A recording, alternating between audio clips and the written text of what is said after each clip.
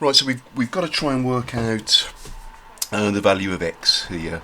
Don't worry about these circles. I don't know why they've drawn those in, but all we're interested in are the angles. So it's 110 degrees at angle B and x at A, and x is what we need to try and find.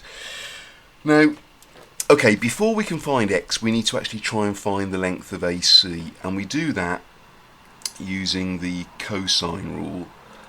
So we start with the cosine rule and we say that AC squared is going to equal 4.1 squared plus 5.3 squared minus 2 lots of 4.1 times 5.3 times the cos of the angle in between, cos 110 degrees. Put that into your calculator and you'll get something like 59.764, and then square root it and you're going to get AC is 7.73. So I'll write that on there, 7.73. Right, now we can use the sine rule to find what x is. So I'll do that here. So we now use the sine rule, and remember the sine rule tells us that so this was the cosine rule that we used first, and now we're using the sine rule.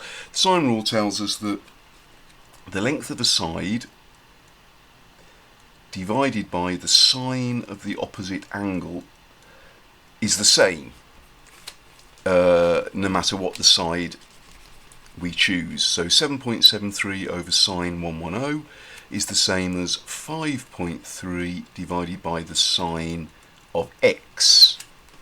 Or in other words, the sine of our angle x has got to be equal to 5.3 times sine of 110 divided by 7.73.